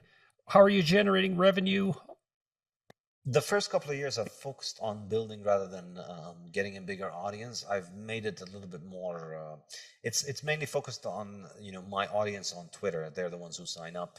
I haven't promoted it widely. I haven't done any advertisement. I haven't raised funds. I've been focused for the first couple of years on just learning how to do the courses online and to putting the courses online and focusing on the topic itself, how to make an actual online course rather than marketing this and growing it, and also writing my 2 books. So it's like the platform for me to intellectually stimulate myself and discuss things with students as I write the book. It was enormously valuable for me to writing the book. And it's, I remember in the university, the teaching process is something that gives you the ideas for writing. And I wanted to make sure that I had that as I left the university. I didn't want to just write. I wanted to have seminars where I discuss things. So I have 2 live seminars every week with members of Saifedean.com. Twice a week, we get together and we discuss my books, my work, my courses, Bitcoin in general, Austrian economics, and all kinds of other issues. And so now it's a little bit, it's being done on a smaller scale as I was focusing on the courses and the books. The plan is, starting next year, I'm going to start hopefully expanding the operation as I have my books completed and my next 2 books. I'm also writing an economics textbook as well. So, the next problem to solve for the decentralization of education, I've been thinking about this for a long time, as it's possible to learn more and more online, is accreditation is where all the value is, all of it. And I've talked to many wise academics, like seriously wise academics, who know perfectly well that there's almost zero financial utility in the knowledge that universities are dispensing to students. It's not zero, but it's low. But there's tremendous residual value in the accreditation. So the next big revolution is going to be the decentralization, hopefully, the decentralization of accreditation, so that there's a way of providing verifiable accreditation.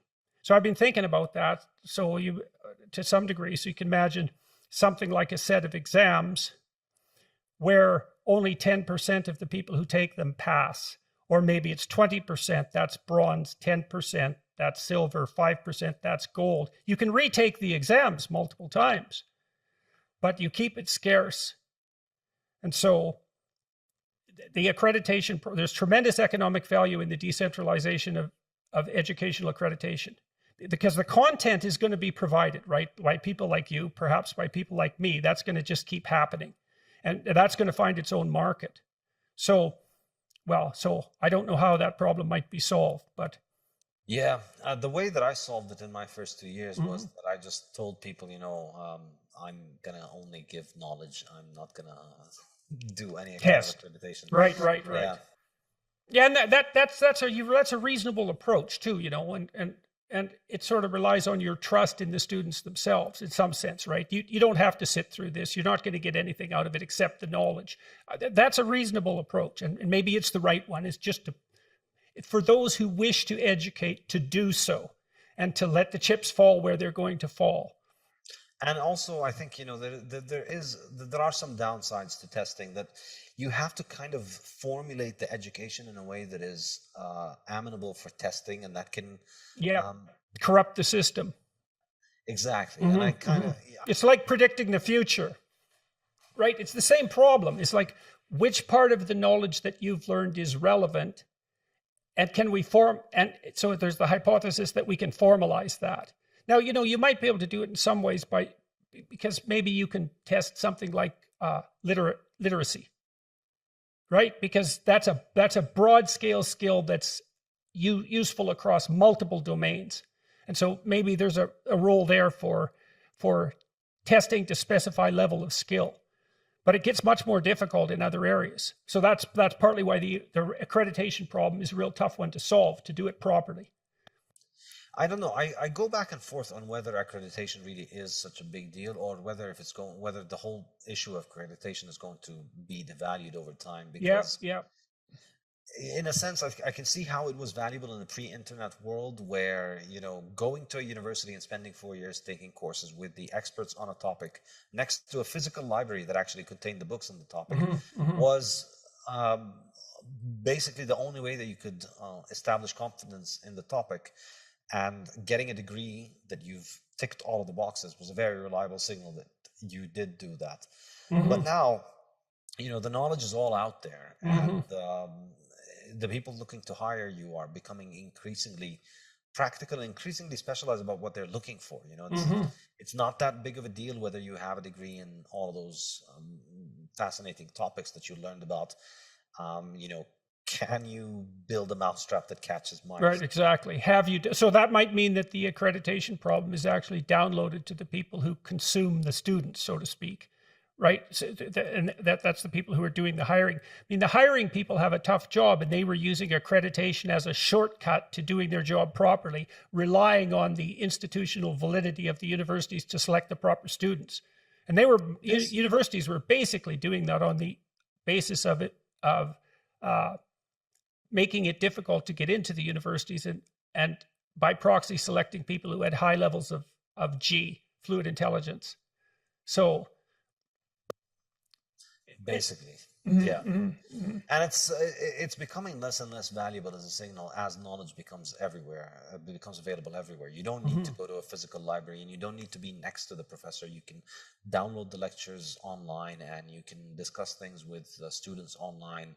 You can recreate the entire university experience online, basically. Now, is it as fun as going onto a campus? Well, no, but when you think about the difference in costs, you could learn an entire undergraduate degree for a couple $100 online. Think about all the extra money that you save and all the extra time that you save, and then think about how much fun you could have with that. That's when it becomes a fair comparison, I think. Well, look, that was great. I learned a tremendous amount. You really made me think. You cleared up a lot of the questions I had about cryptocurrency and about Bitcoin. I understand how it functions better. Some of it was absolutely fascinating, like that idea that you can monetize energy production in areas that wouldn't be able to ship the electricity to market. That's absolutely mind-boggling. It'll take me like 5 years to think that through. And it seems to completely contradict the idea that Bitcoin is a waste of the world's resources, right? It's a complete opposite if this monetization idea is actually true. So that's really, really, really interesting. So yeah, that was great. I'd like to talk to you again at some point. So we'll see how people respond to this and what sort of questions they have and what sort of things they might like us to discuss. But I really enjoyed the conversation. So thanks a lot for all that. And good luck with your book. Your new book. So that new book, so everyone remembers, the two books are the Bitcoin Standard and the Fiat Standard. And you're going to learn a lot by reading those books, an awful lot. I learned a lot about the Austrian School of Economics too, and about its fundamental philosophical differences, and that was really useful to me as well. So lots of pieces fell into place. The sign of a good conversation when that happens. So. Thank you. Thank you very much. It was an absolute pleasure as well. I enjoyed talking to you very much, and I hope we do it again.